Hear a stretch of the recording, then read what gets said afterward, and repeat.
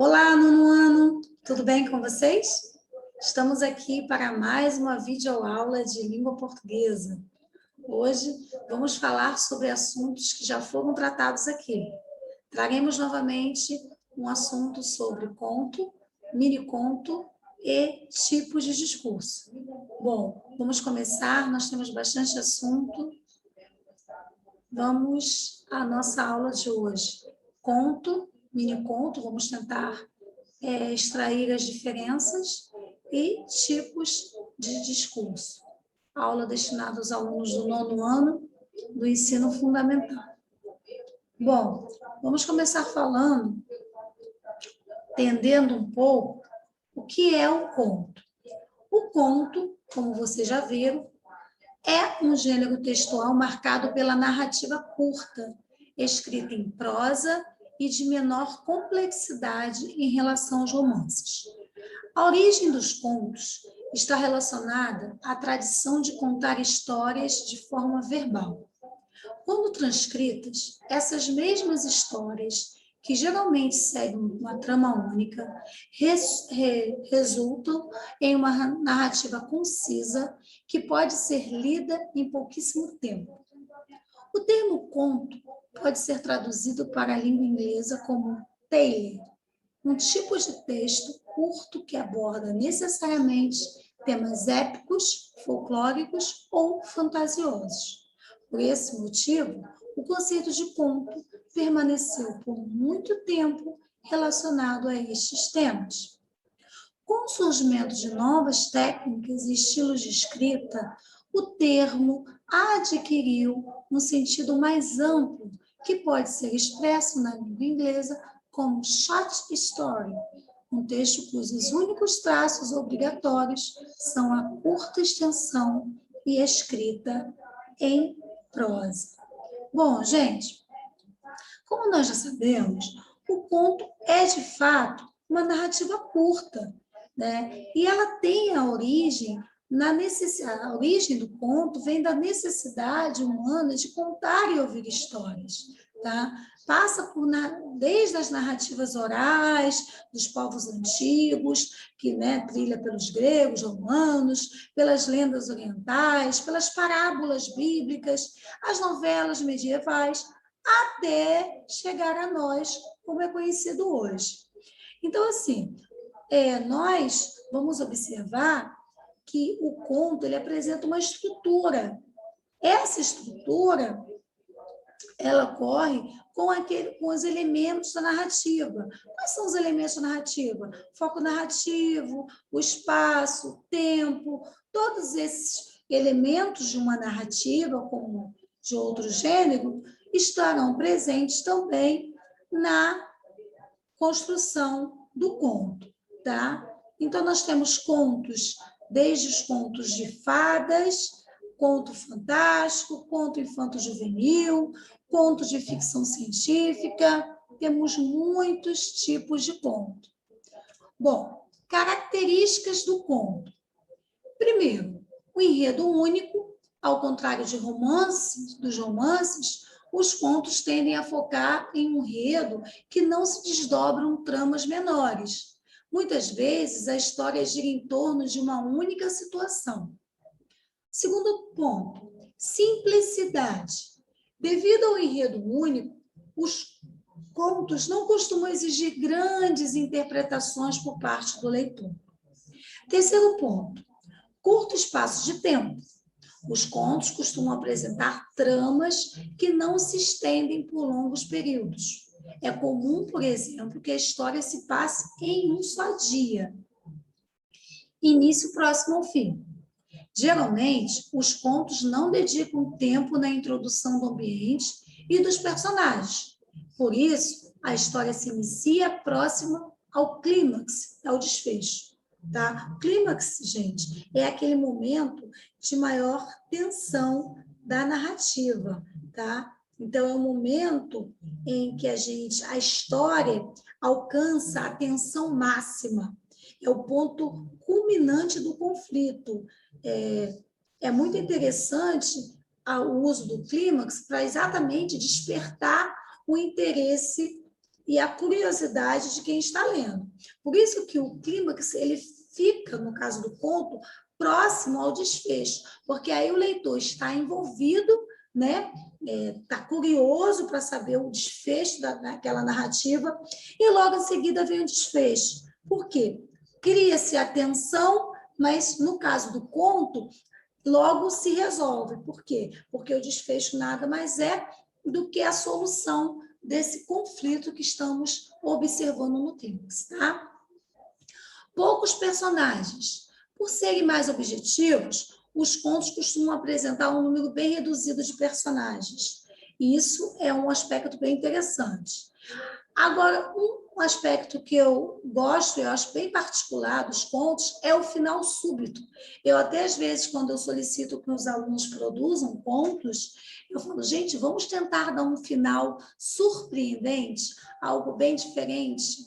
Né? Então, em contos, é normal que o fim aconteça imediatamente depois do clímax. Então, não tem delongas, você não fica dando voltas. Não há uma fase da história em que podemos acompanhar as consequências, tá, da resolução do conflito. A gente vai partir logo para o desfecho. O objetivo único.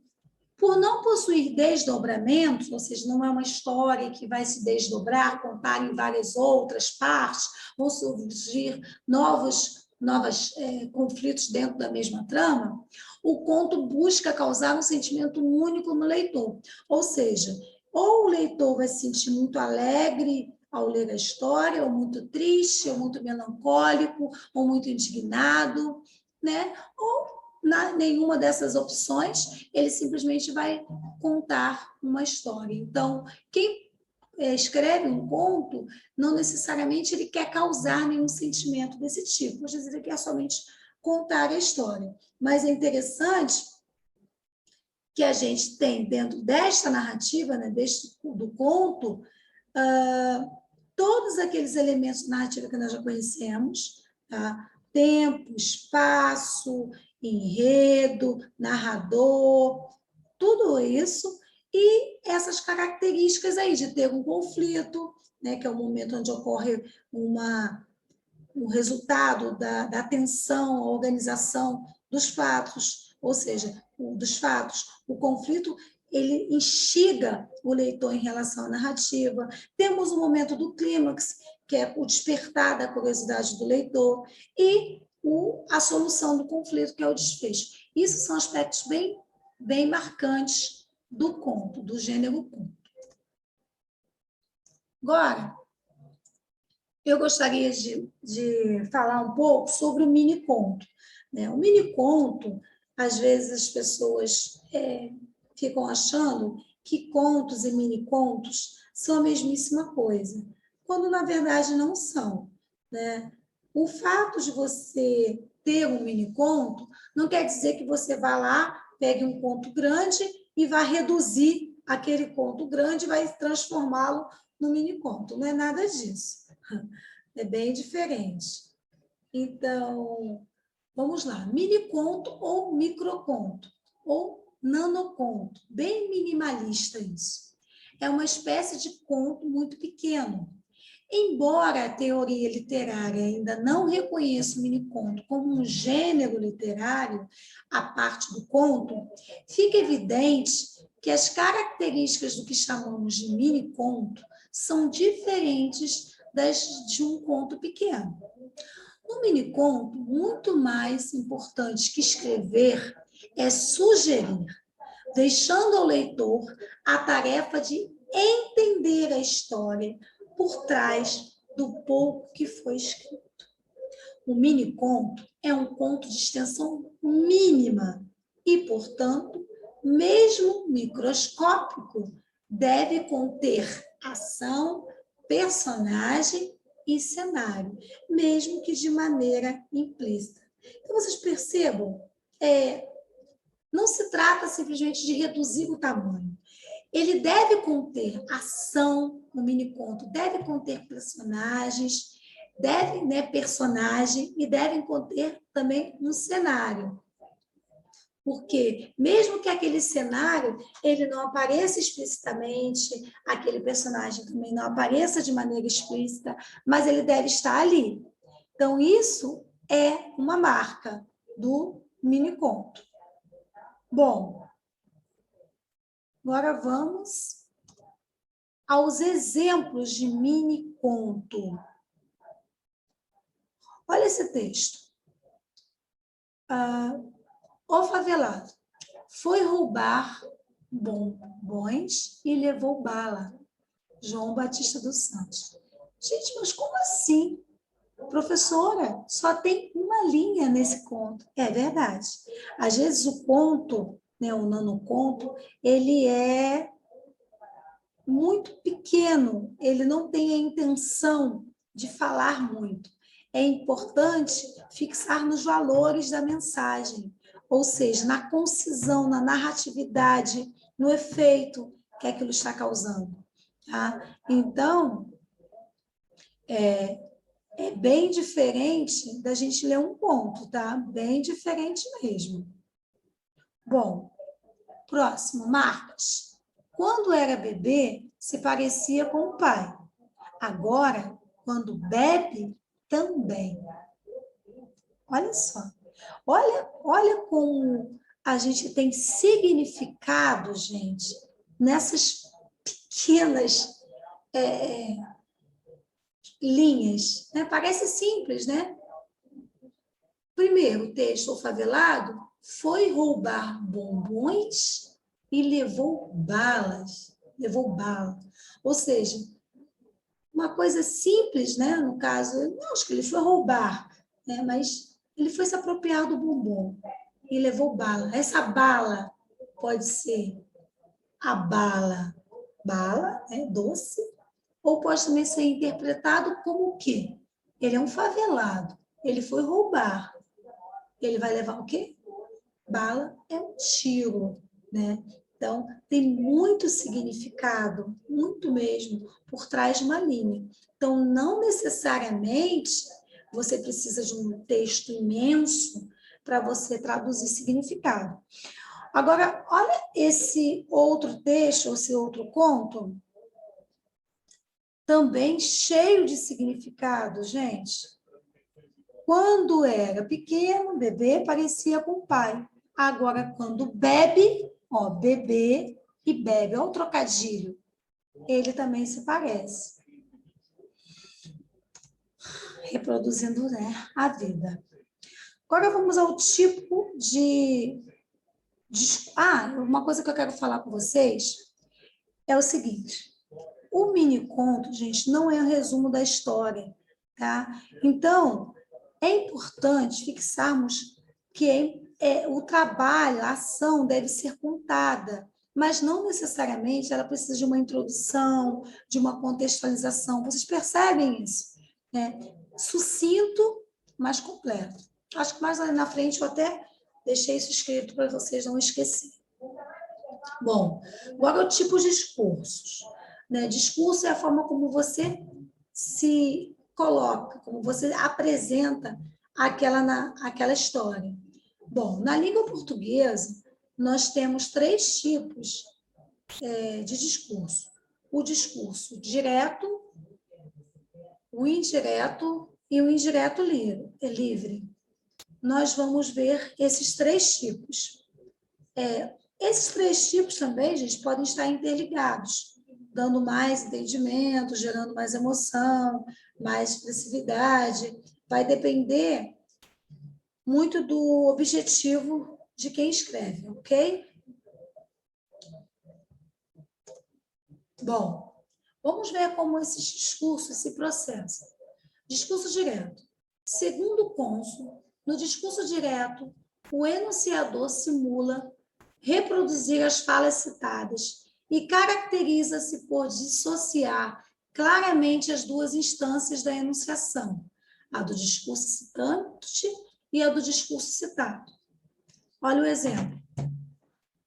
Os limites entre os discursos citante e citado são marcados por elementos tipográficos, como travessão ou aspas, e pelos chamados verbos dicentes, que podem preceder o discurso citado, intercalá-lo ou vir em seu final.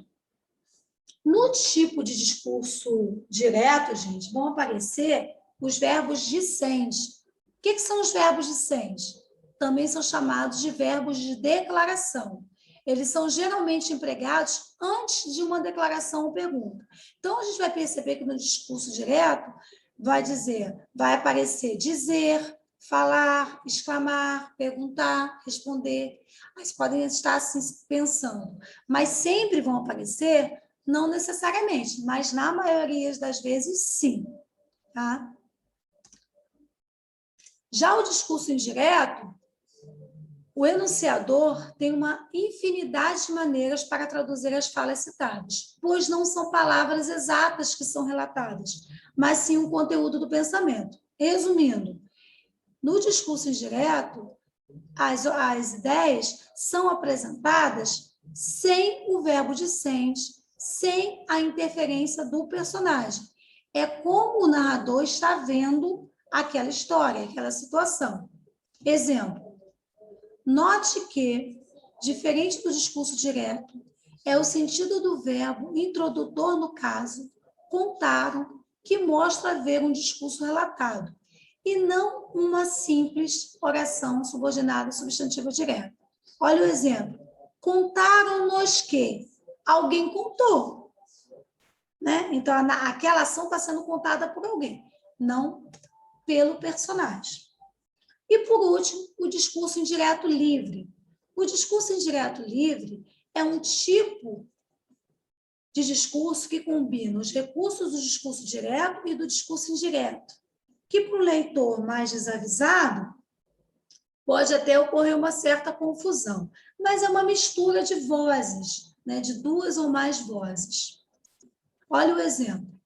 Que vontade de voar lhe veio agora. Correu outra vez com a respiração presa. Já nem podia mais. Estava desanimado. Que pena. Houve um momento em que esteve quase. Retirou as asas e estraçalhou. Só tinham beleza. Entretanto, qualquer urubu, que raiva. Trecho da Ana Maria Machado. Gente, note que no discurso indireto livre, que é esse exemplo aí, o escritor tem muita liberdade. Então, a gente, se não prestar atenção, a gente acaba confundindo a voz de quem está falando, do locutor, com o narrador. Tá? Então, aqui, ó, que raiva. Né? A voz do personagem, né? Não é mais do narrador. Essa modalidade de discurso é mais frequente em textos cujo foco narrativo está em terceira pessoa, ou seja, quando o narrador, ele é um narrador que conhece todas as ações dos personagens, é um narrador onisciente. Agora, para a gente poder finalizar, eu vou sugerir que vocês façam esse desafio. Qual é o desafio? Eu quero que vocês leiam, tá? Leiam esse mini conto e tentem fazer em casa essa atividade aqui, tá? Eu não vou ler essa atividade com vocês, mas eu vou ler apenas o mini conto. Aliás, eu não vou ler, eu vou ler a atividade e vocês vão tentar responder em casa. O celular da fantasia. Ouvi a voz atrás de mim. Alguém falando sozinho. Antigamente, só louco. Hoje não. Hoje, as pessoas falam sozinhas no telefone celular. Virei-me displicente. Era um mendigo. Mas que estranho, tinha alguma coisa na mão. E parecia um celular. Não pode ser, pensei. Cheguei mais perto e ri. Não havia celular nenhum. Ele falava sozinho, segurando um telefone imaginário, seu celular de fantasia. Parecia, com isso, querer equiparar sua loucura à loucura da gente comum.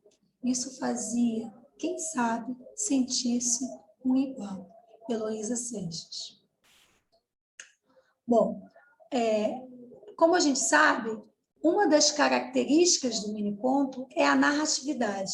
Ou seja, a história deve mostrar as ações e as personagens, né, num curto intervalo de tempo. E, mediante a isso, eu gostaria que vocês tentassem encontrar a resposta adequada a essa questão aí, tá, pessoal? Bom, por hoje é só. Eu gostaria que vocês, se quisessem ou se pudessem, se tivessem vontade, construíssem o conto de vocês ou um mini conto. Um mini conto não é um resumo da história completa, né? Mas ele pode ter um desfecho surpreendente, um clímax, como nós vimos. Se vocês quiserem, fiquem à vontade para construírem ou um conto ou um mini conto. Se desafiem, tá, pessoal? Tentem. O importante é isso. Eu ficarei muito contente se vocês buscarem trabalhar as atividades aqui propostas. Assistam o vídeo novamente, se possível, tá? E nos veremos no nosso próximo encontro. Tchau, tchau. Fiquem bem. Até a próxima.